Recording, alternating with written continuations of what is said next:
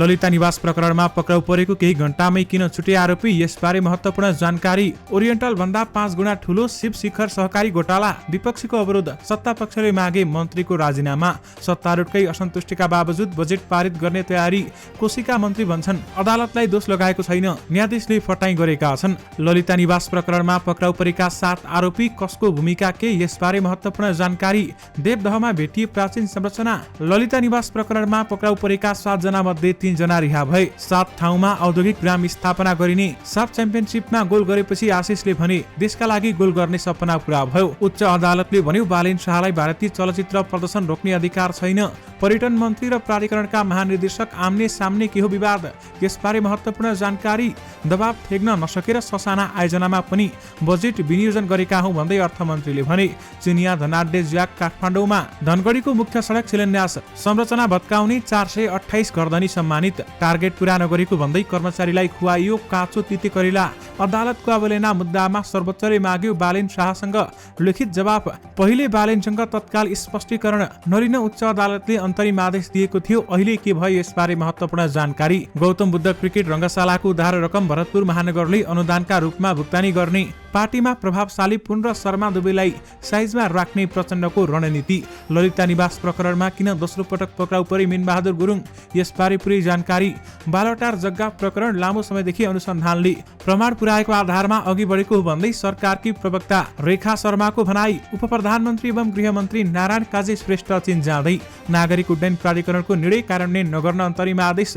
Bhairav हवाबाट Hong Kong र दिल्ली उडानको तयारीमा Nepal airlines. पुरुषोत्तम काफ्ले धर्मगुरुको अवतरणमा ठगी र यौन शोषण। सकियो जापानको विधान अधिवेशन। विधान प्रमाणीकरण गर्न 6 सदस्यीय समिति गठन। कांग्रेस एमाले समीकरण बन्ने त्रासले। एकीकृत समाजवादी र जसपा बजेटमा ब्याक। आज बिहान पशुपतिनाथ मन्दिरमा जलहरी राख्ने तयारी। साउदी दूतावासद्वारा शैक्षिक प्रमाणपत्र फेरि अनिवार्य। कोशी प्रदेशका मन्त्री राज भण्डारी विरुद्ध अवहेलनाको मुद्दा। बिहीबार सार्वजनिक विदा। जनतामा भ्रम छर्न रासोपाले संसद अवरोध गर्यो भन्दै सांसद खतिवडाको भनाई। देश अत्यावधिक निर्वाचनको दिशामा गइसक्यो भन्दै सचिव योगेश भट्टराईको भनाई। अहिले सरकार ढल्छ भन्नु अफवाह मात्रै भन्दै मन्त्री शर्माले भने। सरकारले भ्रष्टाचारका फाइल खोल्यो भनेर जनता पत्याउँदैनन् भन्दै नेता चित्रबहादुर केसीले भने। बजेट पास नभई गठबन्धनमा नैतिक प्रश्न उठ्छ भन्दै सांसद देवेन्द्र पौडेलले भने। मेलम्चीलाई दिगो बनाएर लार्केर याङ्ग्रीको काम सुरु गर्दैछौँ भन्दै खानेपानी मन्त्री यादवको भनाई। मागे जति दाइजन उपायको भन्दै बिहे रद्द गर्न खोज्ने। ग्रीन कार्ड होल्डर बेहुला पक्राउ। अडियो प्रकरणमा कुनै सत्यता छैन, निर्वाचन प्रभावित पार्ने खेल हो भन्दै अमेरिकी राष्ट्रपति डोनाल्ड ट्रम्पले भने। 15 वर्षपछि पाकिस्तानमाथि नेपालको जित। सत्ता गठबन्धनका सन्तुष्ट दलको माग सम्बोधन गरेर बजेट पास हुँदै 24 गतेपछि तिनै तहका सरकारको भुक्तानी रोकिने। र आजको स्मार्ट खबरको स्वास्थ्य सम्बन्धी समाचारमा सर्पले डस्ने बित्तिकै के गर्ने, कसरी हुन्छ उपचार, घरमा के गर्न सकिन्छ, यसबारेमा आजको भिडियोको अन्त्यमा जानकारी गराउनेछौँ। दर्शक महानुभावहरू नमस्कार। स्मार्ट खबरको न्युज बुलेटिनमा यहाँलाई हार्दिक स्वागत छ। म आर्यन नेउपाने। आज मिति विक्रम सम्वत 2080 साल असार 13 गते बुधबार, ईस्वी सम्वत 2023 जुन 28 तारिक। आज असार शुक्ल दशमी रहेको छ। सदाझै आज पनि हामी उपस्थित भएका छौँ आजका मुख्य समाचार, ब्रेकिङ न्युज अपडेट लगायत तपाईलाई काम लाग्ने हेर्नै पर्ने महत्त्वपूर्ण समाचारहरू लिएर। हाम्रो मेहनतका लागि यो भिडियोमा एउटा लाइक अवश्य गर्नुहोला। दर्शक महानुभावहरू पल पलको न्युज अपडेटका लागि हाम्रो युट्युब च्यानललाई तपाईहरूले अहिलेसम्म सब्स्क्राइब गर्नुभएको छैन भने कृपया सब्स्क्राइब गर्नुहोस् र नजिकै आउने बेल आइकनलाई क्लिक गर्नुहोला। दैनिक रूपमा हेर्नुहुन्छ भने रेगुलर भनेर लेखिदिनु होला। आज पहिलोचोटि हेर्दै हुनुहुन्छ भने फर्स्ट टाइम भनेर लेख्नुहोला। दर्शक महानुभावहरू देशभित्रबाट हामीलाई हेरिरहनु भएको छ भने आफू रहेको गाउँठाउँ सहर अनि जिल्लाको नाम लेखिदिनु होला। यदि विदेशमा हुनुहुन्छ भने कुन देशबाट हामीलाई हेरिरहनु भएको छ त्यो कुरा पनि तलको कमेन्ट बक्समा कमेन्ट गर्नुहोला। आउनुहोस् दर्शक महानुभावहरू आजका मुख्य समाचार सुरु गरौँ। ललिता निवास प्रकरणमा पक्राउ परेको केही घण्टामै आरोपी छुटेको प्रसङ्गबाट। ललिता निवास जग्गा प्रकरणमा सार्वजनिक लिखित कृत्यको अभियोगमा अनुसन्धानका लागि प्रहरीको केन्द्रीय अनुसन्धान ब्युरो सिआइबीले मंगलबार 7 जनालाई पक्राउ गरेको थियो। पक्राउ परेका 7 जना मध्ये मंगलबार साँझ नै 3 जना रिहा भएका छन्। बालाटारको ललिता निवासको जग्गा व्यक्तिको नाममा नामसारी गरेर भ्रष्टाचार गरेको अभियोग विशेष अदालतमा मुद्दा खेपिरहेका उनीहरूमाथि सिआइबीले कृत्य मुद्दामा अनुसन्धान अगाडि बढाउन खोजेको थियो। तर सर्वोच्च अदालतले गरेको अन्तरिम आदेश देखाएर पक्राउ परेका मध्ये दिल्ली बजार मालपोत कार्यालयका तत्कालीन प्रमुख कलाधर देउजा, कर्मचारी सुरेन्द्रमान कपाली र भूपेन्द्र मणि केसी रिहा भएका हुन्। बाटपटेनी डिपार्टमेन्ट स्टोरका सञ्चालक मिनबहादुर गुरुङ, पूर्व निर्वाचन आयुक्त सुधीर कुमार शाह, खरदार गोपाल कार्की र धर्मप्रसाद गौतम सियाबीको हिरासतमा रहेका छन्। विशेष गरी ललिता निवास प्रकरणमा पक्राउ परेको केही घण्टामै 3 आरोपी छुटिसकेका छन्। उच्च अदालत पाटनले काठमाडौँ महानगरपालिकाका मेयर बालेन शाहलाई भारतीय चलचित्र प्रदर्शनमा रोक लगाउने अधिकार नभएको प्रारम्भिक निष्कर्ष निकालेको छ।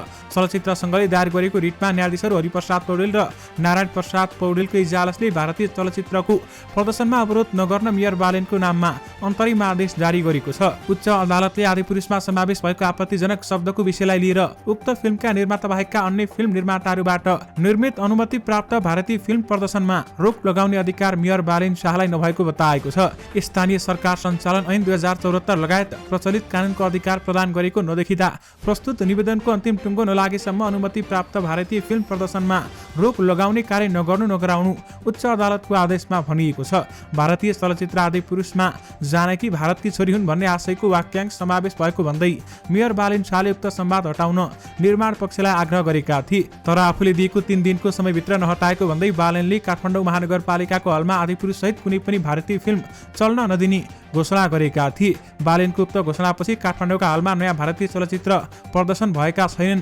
हल सञ्चालकको संस्था नेपाल चलचित्र सङ्घले बालेनको निर्णय विरुद्ध उच्च अदालतमा रिट दायर गरेका थिए। उक्त रिटमाथि बालेनलाई भारतीय चलचित्रको प्रदर्शन रोक्ने कुनै पनि अधिकार छैन भन्दै उच्च अदालतले भनेको छ। त्यसैगरी अदालतको अवहेलना सम्बन्धी मुद्दामा सर्वोच्च अदालतले काठमाडौँ महानगरपालिकाका मेयर बालेन शाहसँग लिखित जवाब समेत माग गरेको छ। अधिवक्ता वर्षा कुमारी झाले दिएको निवेदनमा न्यायाधीश तिलप्रसाद श्रेष्ठको इजलासले मङ्गलबार लिखित जवाब माग गरेको छ। भरतपुर महानगरपालिकाको नगरसभाले गौतम बुद्ध अन्तर्राष्ट्रिय क्रिकेट रङ्गशालाको दायित्व फरफारक गर्न सरकारबाट प्राप्त सशर्त अनुदान धुर्मुस सुन्तली फाउन्डेसनलाई अनुदानका रूपमा भुक्तानी गर्ने सर्वसम्मत निर्णय गरेको छ। रङ्गशाला निर्माण गर्ने क्रममा धुर्मुस सुन्तली फाउन्डेसनले 18 करोड 43 लाख रुपियाँ उधारो तिर्न नसकेपछि काम रोकिएको थियो भने उधारो तिर्न नसकेपछि फाउन्डेसनले 2078 साउन 22 गतेबाट काम रोकेर भरतपुर महानगरपालिकालाई स्वामित्व हस्तान्तरणको पत्र उठाएको थियो। गत चैतमा मन्त्री परिषद बैठकले रङ्गशाला निर्माणको स्थायित्व नेपाल सरकारले लिने निर्णय गर्दै हिसाब फरफाक गर्न 12 करोड रुपियाँ उपलब्ध गराउने निर्णय गरेको थियो भने भरतपुर महानगरपालिकाले आगामी आर्थिक वर्षको बजेट मार्फत रङ्गशालाका लागि 3 करोड रुपियाँ विनियोजन गरेको छ। महानगरपालिकाकी मेयर रेणु दाहालले संघीय सरकारले उपलब्ध गराउने भनेको अनुदान रकम महानगर मार्फत अनुदानका रूपमा भुक्तानी गर्ने निर्णय भएको बताएकी छन्। विशेष गरी गौतम बुद्ध क्रिकेट रङ्गशालाको उधारो रकम भरतपुर महानगरले अनुदानका रूपमा भुक्तानी गर्ने भएको छ। पशुपतिनाथ मन्दिरमा आज बुधबार जलहरी राख्ने तयारी भएको छ। जलहरी राख्दा सुनमा अनियमितता गरेको आशंकामा अख्तियार रूपको अनुसन्धान आयोगले छानबिन गरिरहेको छ। छानबिनका क्रममा आयोग सहितको टोलीले आइतबार पशुपतिनाथ मन्दिरको गर्भगृहमा राखिएको जलहरी नाप जाँच गरेको थियो। आयोग उच्च स्रोतका अनुसार आज बिहान 8 बजे जलहरी राख्ने तयारी गरिएको छ भने पशुपतिनाथ मन्दिरका मूल भट्ट मार्फत जलहरी राख्न भारतबाट कालीगढ र लाह बोकेर टोली आज नेपाल आइसकेको छ। पशुपति विकास कोषका एक अधिकृतका अनुसार जलहरीको नाप जाँच मुचुल्का उठाइसकेकाले मन्दिरमा लगाइराखेको जलहरी पुनः राख्ने तयारी भएको हो। यसका लागि आयोगले समेत स्वीकृति दिइसकेको छ। आज बिहान पशुपतिनाथ मन्दिरमा जलहरी राख्ने तयारी गरिएको हो। नेपाल स्थित साउदी अरबको दूतावासले भिसाका लागि शैक्षिक प्रमाणपत्र अनिवार्य गरेको छ। गत जुन 12 तारिकदेखि वैदेशिक रोजगारीका लागि जाने नेपाली कामदारको भिसाका शैक्षिक प्रमाणपत्र अनिवार्य गरेको थियो, तर चौतर्फी विरोधपछि दूतावास आफ्नो निर्णयबाट पछि हटेको थियो। अहिले पुनः शैक्षिक प्रमाणपत्र अनिवार्य माग गर्न थालेको हो। परराष्ट्र मन्त्रालय अन्तर्गत कन्सुलर सेवा विभागबाट प्रमाणीकरण गरेको शैक्षिक प्रमाणपत्र पेश गर्नुपर्ने नियम पुनः लगाएको हो। दूतावासको उक्त निर्णयको नेपाल वैदेशिक रोजगार व्यवसायी महासंघ लगायतले चर्को विरोध गरेका थिए भने त्यसपछि दूतावासले माथिल्ला पदहरूमा प्रमाणीकरण भएको शैक्षिक प्रमाणपत्र पेश गर्नुपर्ने भए पनि लेबर भिसामा जाने कामदारको हकमा प्रमाणित गरेको शैक्षिक प्रमाणपत्र अनिवार्य नगरिएको जनाइएको थियो। त्यसपछि 2 हप्ता सहज रूपमा भिसा प्रदान गरिएको थियो, तर हाल दूतावासले पुनः भिसाका लागि प्रमाणित गरेको शैक्षिक प्रमाणपत्र अनिवार्य गरेको नेपाल वैदेशिक रोजगार व्यवसायी संघका महासचिव मेघनाथ भुर्तेलले बताएका छन्। विशेष गरी साउदी दूतावासद्वारा शैक्षिक प्रमाणपत्र फेरि अनिवार्य गरिएको छ। उच्च अदालत पाटनले काठमाडौँ महानगरपालिकाका मेयर बालेन शाहसँग स्पष्टीकरण माग गर्ने नेपाल नागरिक उड्डयन प्राधिकरणको निर्णय कार्यान्वयनमा नगर्न अन्तरिम आदेश जारी गरेको छ। मंगलबार न्यायाधीशहरू गोकर्ण डाङ्गी र जगदीश घिमिरेको इजलासले बालेनसँग स्पष्टीकरण माग गर्ने नागरिक उड्डयन प्राधिकरणको जेठ 32 गतिको निर्णय र असार 1 गतिको पत्र कार्यान्वयन नगरी यथास्थितिमा राख्न अन्तरिम आदेश दिएको हो। त्रिभुवन अन्तर्राष्ट्रिय विमानस्थल नजिकै नेपाल नागरिक उड्डयन प्राधिकरणको निर्माणाधीन भवन नक्सा पास बिना निर्माण भइरहेको भन्दै काठमाडौँ महानगरपालिकाको नगर प्रहरीले त्यहाँको फेन्सिङ तार लगायतका सामग्री नियन्त्रणमा लिएको थियो। प्राधिकरणले विमानस्थल क्षेत्रमा अनधिकृत प्रवेश गरेको भन्दै मेयर बालेनसँग स्पष्टीकरण माग गरेको थियो। प्राधिकरणको उक्त निर्णय विरुद्ध बालेनले उच्च अदालत पाटनमा निवेदन दिएका थिए। यसअघि 7 असारमा उक्त मुद्दामा न्यायाधीश धीरबहादुर चन्दको एकल इजलासले नागरिक उड्डयन प्राधिकरणको पत्र कार्यान्वयनका लागि अल्पकालीन अन्तरिम आदेश दिँदै मंगलबारका लागि छलफल बोलाएको थियो। उच्च अदालतले सुविधा सन्तुलनको दृष्टिले विचार गर्दा नागरिक उड्डयन प्राधिकरणको निर्णय अघि बढाई अहिले नै कार्यान्वयन गर्नुपर्ने स्थिति नभएको भन्दै मुद्दाको अन्तिम सुनवाई हुँदा स्पष्टीकरण बारेमा निरूपण हुने बताएको छ। विशेष गरी बालेन शाहसँग तत्काल स्पष्टीकरण नलिन उच्च अदालतले अन्तरिम आदेश जारी गरेको छ। सञ्चार तथा सूचना प्रविधि मन्त्री रेखा शर्माले बालटार जग्गा प्रकरणमा सरकारले अध्ययन र अनुसन्धान गर्दा भेटिएका प्रमाणका आधारमा आरोपीहरूलाई पक्राउ गरेको बताएकी छन्। सरकारका प्रवक्ता समेत रहेकी उनले सरकारले अनुसन्धान कुन तहसम्म पुर्याउने भन्दा पनि अनुसन्धानले जहाँ पुर्याउँछ त्यहाँसम्म पुग्ने बताएकी छन्। उनले बालटार जग्गा प्रकरण लामो समयदेखि अनुसन्धानले प्रमाण पुर्याएको आधारमा अघि बढेको बताइन्। भ्रष्टाचार गर्नेहरू तल्लो र माथिल्लो तह भन्ने हुँदैन, भ्रष्टाचार कुन तहकाले गर्यो भन्ने भन्दा पनि भ्रष्टाचार गरे कि गरेन भन्ने कुरा मुख्य हो भन्दै उहाँले बताउनुभयो। भ्रष्टाचारको मुद्दामा सरकार कुन तहमा जाने नजाने भन्ने भन्दा पनि जसको विरुद्धमा प्रमाण पुग्छ, जसलाई अनुसन्धानले प्रमाण पुग्ने देख्छ उनीहरूमा आकर्षित हुने हो। उनले भनिन् कहाँसम्म पुग्छ भन्दा पनि अनुसन्धानले कहाँ पुर्याउँछ भन्ने कुरा हो। उनले अनुसन्धान गर्दा माथिल्लो तह वा तल्लो तहको जुनसुकै व्यक्ति दोषी देखिए कारबाहीको दायरामा सरकारले ल्याउने बताएकी छन्। आगामी असार 24 गतेपछि संघ प्रदेश र स्थानीय तहको भुक्तानी रोकिने भएको छ। सरकारको लेखा हेर्ने निकाय महालेखा नियन्त्रकको कार्यालयले असार 24 गते राति 12 बजेपछि सबै बजेटरी भुक्तानी रोकिने जनाएको छ। सोभन्दा अघि नै सबै भुक्तानी सल्टाउन समेत कोष तथा लेखा नियन्त्रकको कार्यालय र प्रदेश लेखा नियन्त्रक कार्यालयलाई निर्देशन दिएको हो। आर्थिक कार्यविधि तथा वित्तीय उत्तरदायित्व नियमावली 2077 मा आर्थिक वर्ष सकिन 7 दिन अगावै सबै भुक्तानी गरिसकेर खाता बन्द गरिसक्नुपर्ने व्यवस्था छ। सोही व्यवस्था अनुसार महालेखा नियन्त्रक कार्यालयले परिपत्र गरेको समेत जनाएको छ। विशेष गरी 24 गतेपछि तीनै तहका सरकारको भुक्तानी रोकिने बताइएको छ। सरकारले आज बजेट पास गर्ने तयारी गरेको छ। आज बिहान 11 बजे बस्ने प्रतिनिधि सभा बैठकमा त्यसको प्रक्रिया अघि बढ्नेछ। मंगलबार दिनभर भएका विभिन्न छलफलबाट सरकारका सहभागी दलहरू बजेट पास गर्ने पक्षमा उभिएका छन्। गठबन्धनका केही दलले अझै निर्णय गरिसकेका छैनन्। मंगलबार साँझ नेपाली कांग्रेसका सभापति शेरबहादुर देउबा, उपसभापति पूर्णबहादुर खड्का, एकीकृत समाजवादीका अध्यक्ष माधव कुमार नेपाल, उपाध्यक्ष राजेन्द्र पाण्डे सहितका नेता र प्रधानमन्त्री पुष्पकमल दाहाल प्रचण्डबीच बालटारमा छलफल भएको थियो। स्थितिमा बजेट पास नगर्ने अडान लिएको एकीकृत समाजवादी, जसपा लगायतका दलले उठाएका केही विषय सम्बोधन गर्न तयार भएपछि बजेट पास गरेर जाने निर्णय भएको स्रोतले जानकारी दिएको छ। सत्ता गठबन्धन दलबीच बजेट पासको पक्षमा उभिएर पारित गरेर जाने सहमति बनेको छ। स्रोतले हामीसँग भन्यो दलहरूले हिप नै जारी गर्नु भएको छ। विशेष गरी सत्ता गठबन्धनका सन्तुष्ट दलको माग सम्बोधन गरेर आज बजेट पास हुँदैछ।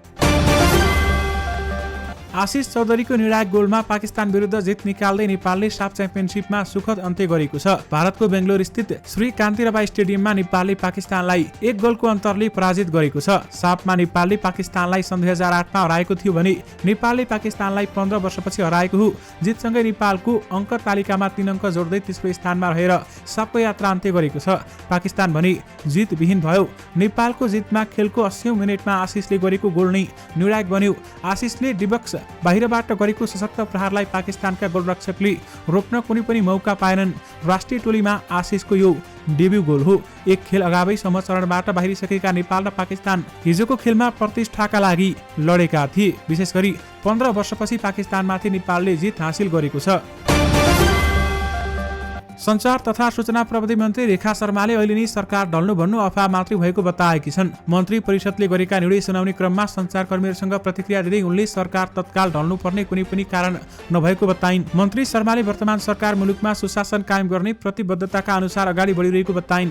उनले मुलुकलाई भ्रष्टाचार अन्त्य गरी सुशासन कायम गर्न दृढ भएर सरकार अघि बढेको अवस्थामा सरकार परिवर्तन हुने कुरा हल्ला मात्रै भएको बताएकी छन्।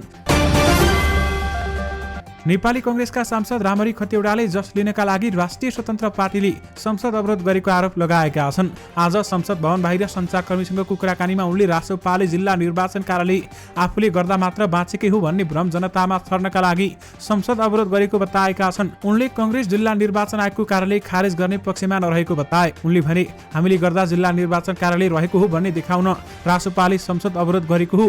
हामी कोही पनि नेपाली कांग्रेस र सरकार जिल्ला निर्वाचन कार्यालय खारेजीको पक्षमा अथवा खारेज गर्ने पक्षमा छैनौं। यो अवरोध भनेको हामीले गर्दा जिल्ला निर्वाचन कार्यालय रहेको हो भन्ने गलत सन्देश दिन रासोपाले अवरोध गरेको हो भन्दै उहाँले बताउनुभयो।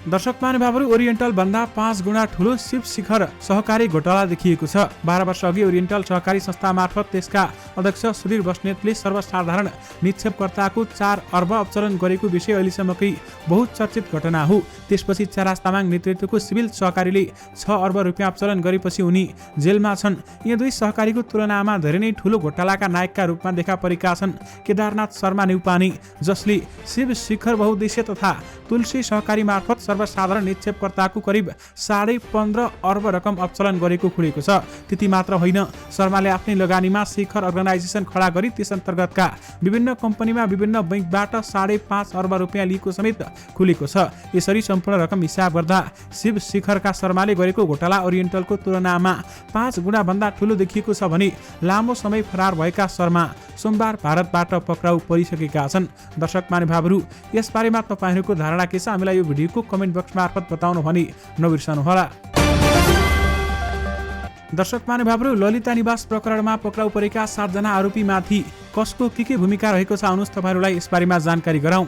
बालुवाटार स्थित ललिता निवासको सरकारी जग्गा हडप्न सरकारी लिखित तथा कागजात हडपेको आरोपमा प्रहरीले भाटपाटेनी डिपार्टमेन्ट स्टोरका सञ्चालक मीनबहादुर गुरुङ सहित 7 जनालाई पक्राउ गरिसकेको छ। पक्राउ पर्ने अन्यमा पूर्व निर्वाचन आयुक्त सुधीर कुमार शाह, दिल्ली बजार मालपोत कार्यालयका तत्कालीन प्रमुख कलाधर देउजा, खरिदाल गोपाल कार्की, कर्मचारी सुरेन्द्रमान कपाली, भूपेन्द्र मणिकेसी र धर्मराज गौतम रहेका छन्। आखिर को माथि के आरोप रहेको थियो त? पक्राउ परेका भाटपाटेनी डिपार्टमेन्ट स्टोरका सञ्चालक मीनबहादुर गुरुङमाथि सरकारी कर्मचारीहरूलाई प्रलोभनमा पारी सरकारी जग्गा व्यक्तिको नाममा दर्ता गरेको आरोप छ भने ललिता निवासको केही जग्गा उनी र उनी आबद्ध कम्पनीको नाममा आएको थियो। त्यसैगरी दर्शक महानुभावहरू, पूर्व निर्वाचन आयुक्त सुधीर कुमार शाहमाथि जग्गा अनियमितताका लागि बिचौलियाको भूमिका खेलेको र राणा परिवारको नाममा जग्गा गएपछि पत्नी उर्मिला शाहको नाममा जग्गा नै घुस लिएको आरोप रहेको छ। त्यसैगरी अर्का पूर्व सहसचिव गेहनाथ भण्डारी पनि सरकारी जग्गा राणा परिवारको नाममा फिर्ता गराइदिन भूमिका खेल बापत सासू सोधा कुमारी चपागाईको नाममा 10 आना र पत्नी भुवन कुमारी चपागाईको नाममा 1 रोपनी जग्गा लुकाएर लिएको कागजातबाट खुलेको छ। त्यसैगरी जग्गा प्रशासनमा काम गरेका अर्का पूर्व सचिव भूपेन्द्र मणिकेसी अवकाशपछि अख्तियार दुर्भिक्ष अनुसन्धान आयोगमा नै भूमि विज्ञ भएर बसेका थिए भने अख्तियारका तत्कालीन प्रमुख लोकमान सिंह कार्कीको कार्यभार ललिता निवास जग्गा अनियमितताको जुरी उनले अगाडि बढ्न दिएका थिएनन्। पक्राउ परेका अर्का कर्मचारी धर्मराज गौतम जग्गा प्रशासनका काम कारबाहीमा पोख्त रहेको र त्यस क्रममा उनले नक्कली कागजात तयार पार्न सहयोग गरेको 4 वर्षपछि अख्तियारको अनुसन्धान प्रतिवेदनमा उल्लेख गरिएको छ। अर्का कर्मचारी सुरेन्द्रमान कपाली, कलाधर देउजा लगायतमाथि झुटो कागजातका आधारमा सरकारी जग्गा व्यक्तिको नाममा दर्ता गरेको पनि अनि त्यसबापत जग्गा लाभ लिएको पनि आरोप रहेको छ। साफ च्याम्पियनसिप 2023 को आफ्नो अन्तिम खेलमा पाकिस्तान विरुद्ध नेपाललाई 1-0 को जित दिलाउन आशिष चौधरीले निर्णायक गोल गरेका थिए। बेंगलुरु स्थित कान्तिराव स्टेडियममा भएको खेलमा विजय गोल गरेपछि 22 वर्षीय आशिषले नेपालका लागि गोल गर्ने सपना पूरा भएको बताएका छन्।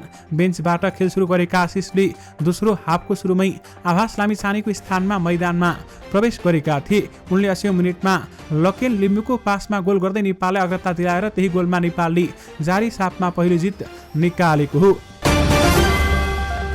अर्थमन्त्री डाक्टर प्रकाश शरण महतले दबाव थेक्न नसकेर ससाना आयोजनाहरूमा पनि बजेट विनियोजन गर्नु परेको बताएका छन्। प्रतिनिधि सभा बैठकमा बोल्दै अर्थमन्त्री महतले आफू संघीय सरकारबाट ससाना आयोजनाका लागि थोरै रकम विनियोजन गर्ने पक्षमा नभए पनि दबाव थेक्न नसकेर विनियोजन गरेको बताएका हुन्। उनले सम्बन्धित मन्त्रालय र वडा अध्यक्षको तहबाट पनि थोरै भए पनि बजेट पास गर्न दबाव आएको बताएका छन्। उनले आगामी दिनमा भने प्राथमिकताका क्षेत्र तोकेर बजेट विनियोजन गर्ने प्रतिबद्धता व्यक्त गरेका छन्।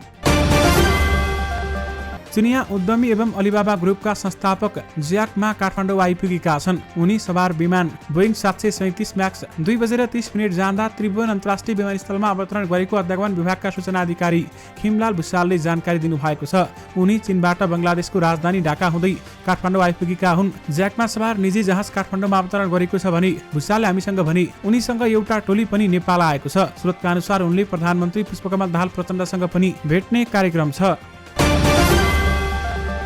सुदूरपश्चिम प्रदेशको अस्थायी राजधानी धनगढीको बजारको मुख्य सडक निर्माणका लागि शिलान्यास गरिएको छ। मंगलबार प्रदेश सभाका भौतिक पूर्वाधार विकास मन्त्री प्रकाश कुमार देउबाले पुलदेखि क्याम्पस चोकसम्मको सडक निर्माणको शिलान्यास गरेका हुन्। प्रदेश सरकारले कैलाली पुलदेखि क्याम्पस चोकसम्मको 2 किलोमिटर 300 मिटर सडक निर्माणका लागि गत 27 वैशाखमा 51 करोड 61 लाखमा ठेक्का लगाएको थियो भने उक्त सडक 2 वर्षभित्र सम्पन्न गर्ने गरी प्रदेशको पूर्वाधार विकास कार्यालयले केएस कन्स्ट्रक्सनसँग ठेक्का सम्झौता गरेको थियो। धनगढी उपमहानगरपालिकाले मुख्य सडक निर्माणका लागि सडकको क्षेत्राधिकारभित्र पर्ने भौतिक संरचना स्फूर्त रूपमा हटाएर सहयोग गरेको भन्दै 428 जना घरधनीलाई सम्मान समेत गरेको छ। नगर प्रमुख गोपाल हमालले मुख्य सडक विस्तार गर्न आफ्नो घर आफै भत्काएर उपमहानगरपालिकालाई सहयोग गर्ने घरधनीलाई धन्यवाद दिँदै सम्मान समेत गरेका छन्।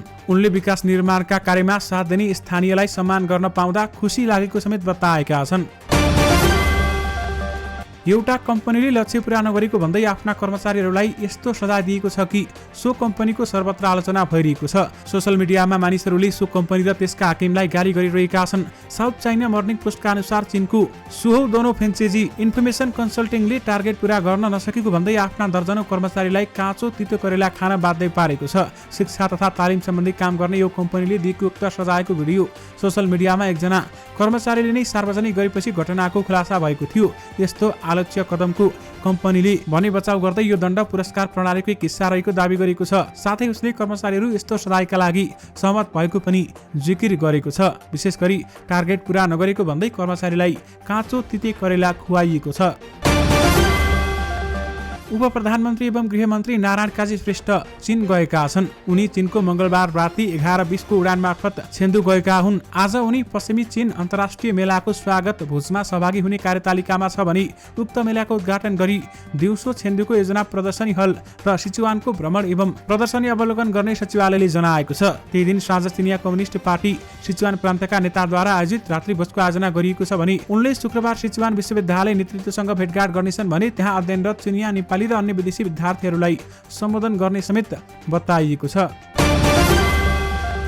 आफूलाई शिवसुत गौरी भक्त भनेर चिनाउँथे दोलखा घर भएका पुरुषोत्तम काफ्ले, तर उनले धर्मगुरुको नाममा ठगी धन्दा चलाउने र यौन शोषण गर्ने गरेको थाहा भएको छ। काठमाडौँको गौशालामा आश्रम बनाएर बसेका शिवसुत गौरी भक्त करिब 1.5 वर्षदेखि फरार रहेका थिए। केन्द्रीय अनुसन्धान ब्युरोबाट खटिएको टोलीले उनलाई भारतीय प्रहरीको सहयोगमा पक्राउ गरेर नेपाल ल्याएको छ। पुरुषोत्तम काफ्ले भारतको हरिद्वारमा लुकेर बसेका थिए। गौशालामा उनले आश्रम चलाएका थिए। यो आश्रममा आउने महिलाहरूलाई प्रभावमा पारेर काफ्लेले 3 करोड 63 लाख ठगेको प्रारम्भिक अनुसन्धानबाट थाहा भएको केन्द्रीय अनुसन्धान ब्युरोकी आइजी किरण बज्राचार्यले हामीलाई बताउनु भएको छ। महिलालाई घरबाट विद्रोह गर्न आह्वान गरेर प्रवचन दिने काफ्ले भन्थे नारी आन्दोलन गर्नुपर्छ, नारी उत्थानका लागि कम्पनी खोल्न भनेर उनले भक्तजनहरूसँग रकम उठाएका हुन्। महिला भक्तजनहरूले आफ्नो झुम्का बेचेर उनलाई चढाउने गरेका थिए, तर करोडौं रकम उठाएपछि उनी फरार भए। धर्मको आवरणमा उनले महिलाहरूलाई यौन शोषण गरेको समेत आरोप रहेको छ। अदालतका न्यायाधीशले घुस खाएर आदेश दिएको आरोप लगाएका कोशी प्रदेश सरकारका सामाजिक विकास मन्त्री बुद्धिकुमार राजभण्डारी विरुद्ध अदालतले अवहेलना सम्बन्धी मुद्दा दायर गरेको छ। राजभण्डारीले केही दिन अगाडि आयोजित एक कार्यक्रममा उच्च अदालत विराटनगरका न्यायाधीशले पैसा खाएर स्टेडर दिएको अभिव्यक्ति दिएका थिए। अधिवक्ता उद्धव चन्द्र घिमिरेले राजभण्डारीले अदालतको अवहेलना गरेको भन्दै मुद्दा दायर गरेका हुन्। मन्त्री राजभण्डारीले उच्च अदालतले प्रदेश खेलकुद विकास बोर्डका सदस्य सचिवले पैसा दिएकी भरमा न्यायाधीशले आदेश गरेको गम्भीर आरोप लगाएका थिए। उनले न्यायाधीशलाई फटाएर कलङ्कको संज्ञा समेत दिएका थिए। यद्यपि कोशी प्रदेशका मन्त्री राजभण्डारी विरुद्ध अवहेलनाको मुद्दा लगाइएको छ। नेपाल सरकारले इलाम धर्मावलम्बीहरूको पर्व बकर ईद इल उल अजहाको अवसरमा सार्वजनिक बिदा दिने निर्णय गरेको छ। गृह मन्त्रालयका प्रवक्ता सहसचिव केदारनाथ शर्माका अनुसार नेपाल राजपत्रमा मिति 2079 12 2 गते प्रकाशित सूचना अनुसार असार 14 गते बिहीबारका दिन सार्वजनिक बिदा दिने निर्णय भएको हो। दर्शक महानुभावहरू, बिहीबार सार्वजनिक बिदा दिइएको छ। नेकपा एमालेका सांसद एवं सचिव योगेश कुमार भट्टराईले देश आवधिक निर्वाचनको दिशामा गइसकेको बताएका छन्। आज संसद भवन परिसरमा सञ्चारकर्मीहरूसँग कुराकानी गर्दै उनले जिल्ला निर्वाचन कार्यालयलाई जिल्ला प्रशासन कार्यालय ल्याउनुले सरकारको मनासै स्पष्ट हुने बताएका छन्। सचिव भट्टराईले निर्वाचनमाथि अंकुश लगाउने मनासैबाट सरकारले जिल्ला निर्वाचन कार्यालय जिल्ला प्रशासन कार्यालयको मातहतमा राख्न खोजेको उहाँले बताउनुभयो। राष्ट्रिय जनमोर्चाका अध्यक्ष एवं सांसद चित्रबहादुर केसीले सरकारले भ्रष्टाचारका फाइल खोलेको छ भन्ने कुरा जनताले नपत्याउने बताएका छन्। संसद भवन बाहिर अथवा संसद परिसरमा सञ्चारकर्मीसँग कुराकानी गर्दै उनले सरकारले भ्रष्टाचारका फाइल खोल्नु भनेको त रोए जस्तो गर म चिमटे जस्तो गर्छु भएको टिप्पणी गरेका छन्।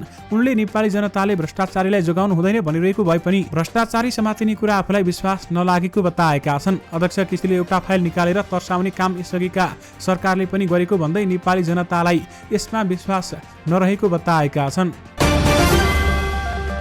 नेकपा माओवादी केन्द्रका सांसद देवेन्द्र पौडेलले बजेटलाई आवश्यकता अनुसार सच्याएर भए पनि पास गर्ने बताएका छन्। संसद भवन बाहिर सञ्चारकर्मीसँग प्रतिक्रिया दिँदै सांसद पौडेलले संसदबाट बजेट पास नहुँदा गठबन्धनमा नैतिक दबाव पर्ने भएकाले गठबन्धनले जसरी भए पनि बजेट पास गर्ने बताए। उनले सरकार बजेटका विषयमा प्रश्न उठेका विषयमा कुराकानी रूपमा सच्याएर बजेट पास हुने वातावरण रहेको बताएका छन्। सांसद पौडेलले बजेट संशोधन हुन नसक्ने भन्ने नहुने भन्दै आयोजना तथा योजनामा बजेट रकमान्तर गरे पनि भए पनि बजेट पास गर्नुको विकल्प नभएको बताए। उनले गठबन्धनभित्रका केही सांसदहरूको बजेटमा असन्तुष्टि जनाए पनि बजेट पास हुने दावी गरेका छन्। उनले बजेट पास भएपछि पनि वर्तमान गठबन्धनको सरकार कायम रहने बताए। अहिले सरकार नै परिवर्तन हुने अवस्था नआएको भन्दै वर्तमान सरकारको निरन्तरता रहने उहाँले बताउनु भएको छ।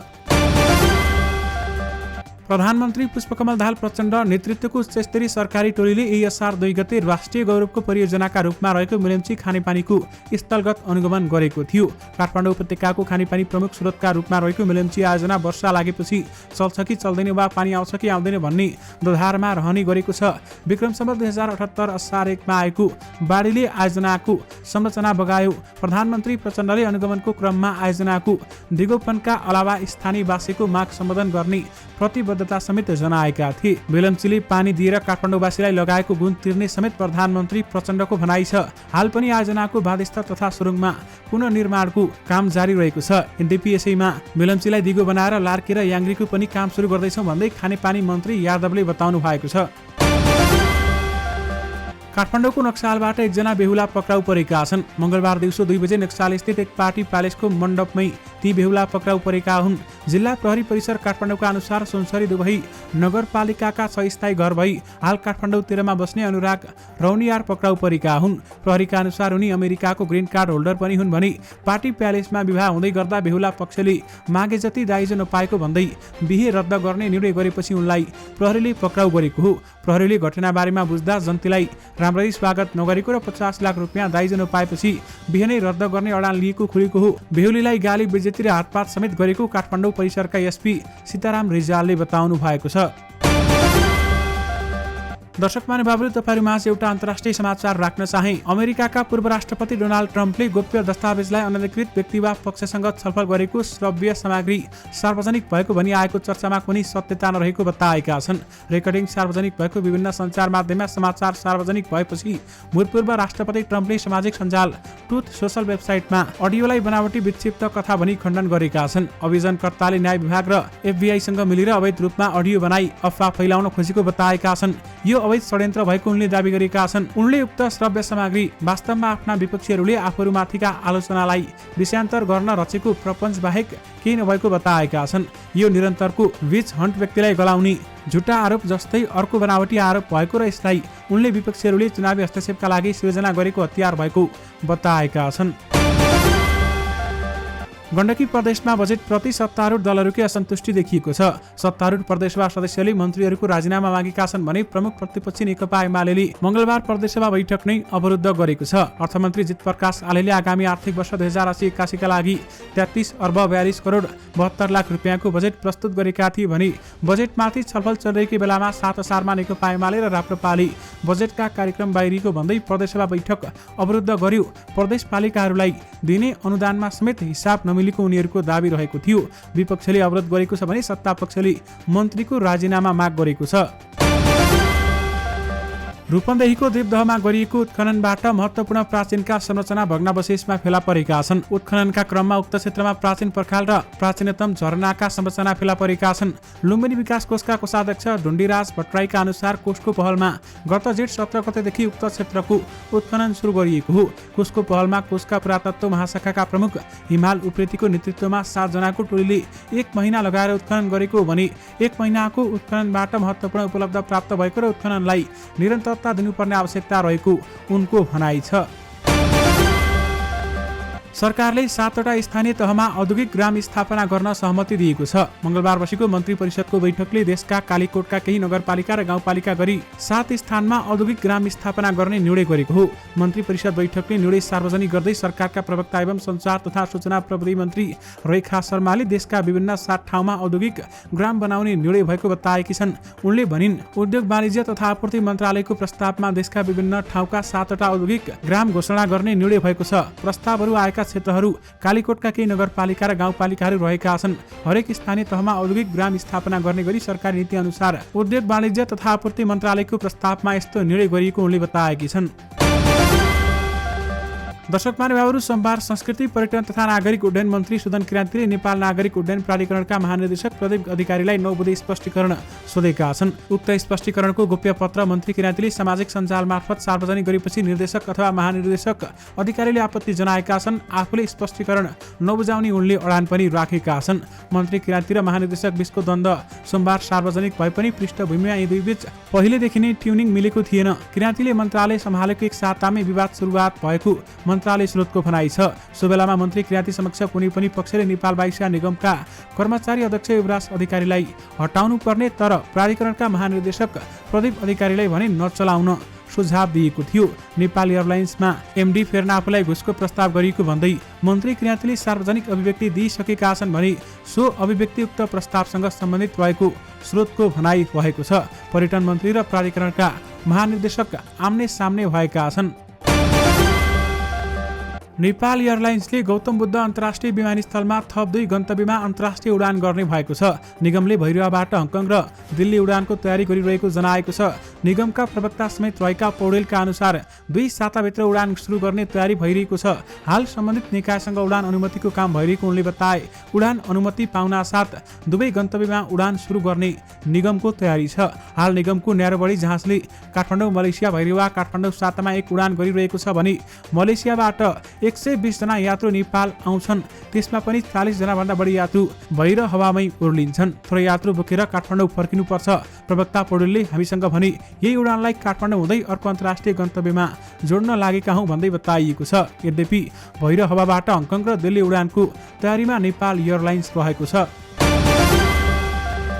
जनता समाजवादी पार्टी नेपाल जसपाको विधान अधिवेशन सम्पन्न भएको छ। असार 10 देखि सुरु भएको 3 दिने विधान अधिवेशन आज विधान मस्यौदामाथि छलफल गरेर सकिएको छ। अधिवेशनमा पार्टीका अध्यक्ष एवं मस्यौदा तयारी समितिका संयोजक उपेन्द्र यादवले विधानको मस्यौदा प्रस्तुत गरेका थिए। सो मस्यौदामाथि छलफलका लागि विभिन्न 10वटा समूह बनाइएको थियो। सो समूहले सोमबार दिनभर विधानमाथि छलफल गरेको थियो भने छलफलपछि आज ती समूहमध्येका 1-1 जना गरी 10 जनाले आफ्नो समूहमा उठेको बुदामा ब्रिफिङ समेत गरेका थिए। आउनुहोस् दर्शक महानुभावहरू, आजको स्मार्ट खबरको स्वास्थ्य सम्बन्धी समाचार बारेमा जानकारी गराउँ। सर्पले डस्ने बित्तिकै के गर्ने, कसरी हुन्छ उपचार? सर्पदंश समाजमा मिथ्या धारणाले ज्वरो गाडेको चिकित्सकहरू बताउँछन्। सर्पको टुकाइ बारेमा अन्धविश्वासले प्राथमिकता पाएको एपिडेमियोलोजी तथा रोग नियन्त्रण महाशाखाका वरिष्ठ मेडिकल सुपरिन्टेन्डेन्ट डाक्टर हेमन्त ओझाको भनाइ रहेको छ। अहिले पनि सर्पले टुकेका मानिसलाई धामी झाँक्री फुकेर निको पार्न सक्छन् भन्ने धारणा समाजमा विद्यमान रहेको र यो गलत बुझाइरहेको उनले बताएका छन्। झारफुकबाट सर्पको विष निस्तेज गर्न नसकिने भन्दै उनले लापरवाहीका कारण शरीरमा विष फैलिएमा मानिसको मृत्यु समेत हुन सक्ने प्रश्न पारेका छन्।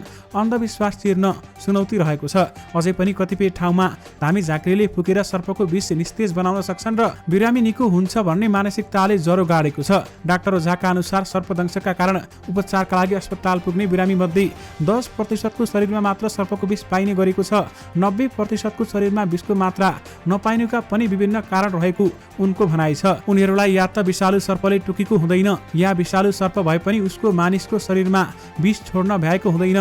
डाक्टर ओझाले भने त्यसैले 90% विषको असर देखिएको हुँदैन। सर्पले टोकेको भन्दै धामी झाँक्री कहाँ जाने बिरामी मध्ये यिनै 90% शरीरमा सर्पको विष मात्रा नभएकाहरू आफू झारफुकबाट निको भएर फर्किएको भ्रममा पर्ने गरेको उनको बुझाइ छ। यसले गर्दा झारफुकबाट पनि सर्पदंशको उपचार हुन सक्ने रहेछ भन्ने अन्धविश्वास समाजमा व्याप्त हुन पुग्छ। उनले भने जबकि शरीरमा विष रहेको मानिसलाई झारफुकले निको पार्न सकिँदैन, उसलाई अस्पतालमै लगेर एन्टिभेनम औषधि दिनुपर्ने हुन्छ। अन्धविश्वासका कारण सर्पदंशका कतिपय बिरामीको मृत्यु हुने गरेको डाक्टर ओझा बताउँछन्। उनले भने धामी झाँक्रीकोमा गएका सबैजनालाई निको भयो, 1-2 जनाको ज्यान उसकै भाग्यका कारण गयो, अरूलाई त झारफुक गरेरै बचाएको हो नि भन्ने अन्धविश्वास समुदायमा छ। उनले भने तर वास्तविकता के हो भने बचाउनु पर्ने त्यही एकजना हो, तर पनि झारफुक गर्नेले उल्टै विश्वास कमाउँछ। सर्पले टोकेको आशंका लागेमा तत्काल अस्पताल जान उनको सुझाव छ। समयमै उपचार गरेर सर्पले टोकेका बिरामीलाई बचाउन सकिने उनी बताउँछन्। नेपालमा सर्पको टोकाइबाट औसतमा वार्षिक 200 जनाले ज्यान गुमाउने गरेका छन्, जसमध्ये कतिपयको अङ्गभङ्ग हुने गर्छ। सर्पले टोकेपछि के गर्न हुँदैन त? आउनुस् तपाईहरुलाई यसबारेमा जानकारी गराउँ। सर्पले टोकेपछि अस्पताल नपुर्याउँदै घरमै प्राथमिक उपचार भनेर गलत कार्य गरिँदै आएको डाक्टर ओझाले बताए। उनका अनुसार सर्पले टोकेपछि वा टोकेको शंका लागेमा यस्ता कार्यहरू गर्न हुँदैन। नम्बर 1, सर्पले टोकेको ठाउँभन्दा माथि रगत सञ्चार नहुने गरी बाँध्न हुँदैन। नम्बर 2, सर्पले टोक्दा सानो बच्चालाई कम र ठुलालाई बढी विष फाल्छ भन्ने हुँदैन, टोकेपछि सबैमा बराबर विष फाल्छ। नम्बर 3, सर्पले टोक्दा मानिसको शरीरमा 2वटा निशान हुन्छ भन्ने धारणा छ, तर कहिलेकाहीँ एउटा मात्रै निशान हुन सक्छ। त्यसैले एउटा मात्र निशान देखियो भन्दैमा सर्पले टोकेको होइन भनेर बस्नु हुँदैन। नम्बर 3, टोकेको भाग नजिकै सुईले रगत तान्ने, विभिन्न झारपात लगाउने लगायत कार्य गर्नु हुँदैन। नम्बर 5, सर्पले टोकेपछि अस्पताल नपुगुन्जेल शरीर चलाउने वा हिँड्नु हुँदैन। नम्बर 6, घडी औँठी पेटी खोल्नु हुँदैन। सर्पले टोकेर अस्पताल पुगेकालाई अस्पतालमा समेत केही समय अब्जर्भेसनमा राखेर लक्षणका आधारमा औषधि दिने डाक्टर ओझाले बताएका छन्। उनका अनुसार सर्पले टोक्दा विभिन्न किसिमका लक्षण देखिन्छन्, जस्तै नम्बर 1, सर्पको विषले गिजा पिसाबबाट नाक लगायतका ठाउँबाट रगत बग्छ। नम्बर 2, आँखा लट्ठ हुने। नम्बर 3, जिब्रो बाहिर निकाल्न नसक्ने। नम्बर 4, घाँटी लत्रिने। नम्बर 5, बोली लर्बराउने। नम्बर 6, टोकेको ठाउँमा दुख्ने। नम्बर 7, टोकेको भाग सुनिने। त्यसैगरी नेपालमा पाइने सर्पहरू के कस्ता रहेका छन् त? जलवायु परिवर्तनका कारण सबै प्राणीले झैं बाँच्नका लागि सर्प पनि सङ्घर्षरत रहेको डाक्टर ओझा बताउँछन्। विगतका पहाडी जिल्लामा सर्पको प्रभाव कम रहने गरेकामा अहिले पहाडी जिल्लामा समेत सर्प देखिने गरेको छ। नेपालमा भाइपर 1, भाइपर 2, करेत, कोब्राले बढी दुःख दिएको पाइन्छ। सर्पले टोकेको औषधि पनि प्रति 20 एन्टिभेनम बनाउँदा यी 4 थरीका सर्पलाई लक्षित गरी बनाइन्छ। सर्पले टोक्दा दिइने एन्टिभेनम देशका 90 सरकारी अस्पतालमा उपलब्ध छ। प्रदेश र जिल्लामा रहेका निजी अस्पतालहरूले समेत एन्टिभेनम दिँदै आएको उनले बताएका छन्। सर्पले मानिसलाई किन आक्रमण गर्छ त? जहाँ आगो बढी बालिन्छ त्यहाँ सर्प धेरै हुने डाक्टर ओझाले सुनाएका छन्। सर्पले कहिल्यै पनि मान्छेलाई आफै आक्रमण गर्न नआउने उनले बताए। धेरैजसो सर्प साह्रै लजालु प्रकृतिका हुन्छन्। सर्पहरू पनि मान्छेसँग डराउँछन्। जब सर्पमाथि आक्रमण गरिन्छ तब उसले आफ्नो सुरक्षाका लागि टोक्ने गर्छ भन्दै उनले भने। करेत सर्प दिउँसोभन्दा रातमा सक्रिय हुने भएकाले राति बढी टोक्ने गरेको उनले बताए। गर्मी समयमा सिमेन्ट माटो तात्ने भएकाले कतिपय मानिस राति बाहिर सुत्ने गर्छन्। बाहिर झोल नटाङ्गिकन सुत्दा सर्पले टोक्न सक्ने डाक्टर ओझा बताउँछन्। आहारको खोजीमा निस्किएको सर्पलाई मानिसको हलचलले असुरक्षाको महसुस हुँदा प्रतिकार स्वरूप टोक्न सक्ने उहाँको बुझाइ छ। करेत सर्पले राति टोक्दा कतिपयले थाहा समेत नपाउने र सुतेकी अवस्थामा शरीरभरि विष फैलिएर मानिसको मृत्यु हुन सक्ने उनले बताएका छन्। डाक्टर ओझाले भने करेत सर्पले टोकेमा कतिपय अवस्थामा कुनै निशान हुँदैन। सुतेकै अवस्थामा विष शरीरभरि फैलिएर ज्यान समेत जान सक्छ। करेत बाहेक अन्य सर्पको टोकाई मानिस र सर्पबीचको जम्का भेटमा हुने गरेको उनले बताएका छन्। त्यसैगरी सर्पलाई नमारौं, बालीनाली सुरक्षा गर्न सर्पको महत्त्वपूर्ण भूमिका हुने डाक्टर ओझाले बताएका छन्। यसले बालीनाली खाने मुसालाई आहार बनाउने उनको भनाइ छ। नेपालमा सर्प देख्न साथ मारिहाल्नुपर्छ भन्ने धारणा रहेको भन्दै उनले यस्तो धारणा गलत रहेको बताएका छन्। दर्शक महानुभावहरू, यदि सर्पले डस्यो यानि कि सर्पले टोक्ने बित्तिकै तपाईहरू सिधै अस्पताल जानुहोला। धामी झाँक्रीको पछाडि लाग्नुभयो भने तपाईको ज्यान समेत जान सक्छ अथवा टोकेको व्यक्तिको ज्यान जान सक्छ। त्यसकारण सर्पले टोक्ने बित्तिकै अस्पताल जानुहोला र त्यहाँको सुझाव सल्लाह लिनुहोला। दर्शक महानुभावहरू, यससँगै तपाईहरुमाझ आजका सबै मुख्य समाचारहरू राखिसकेका छौं। फेरि पनि तपाईहरुमाझ नयाँ मुख्य समाचारहरूको साथमा उपस्थित हुने नै छौं। हाम्रो च्यानलमा तपाईहरुले बिहान 5 बजे र साँझ 5 बजे मुख्य समाचारहरू हेर्न सक्नुहुन्छ। अहिलेलाई भने मलाई बिदा दिनुहोस्। नमस्कार।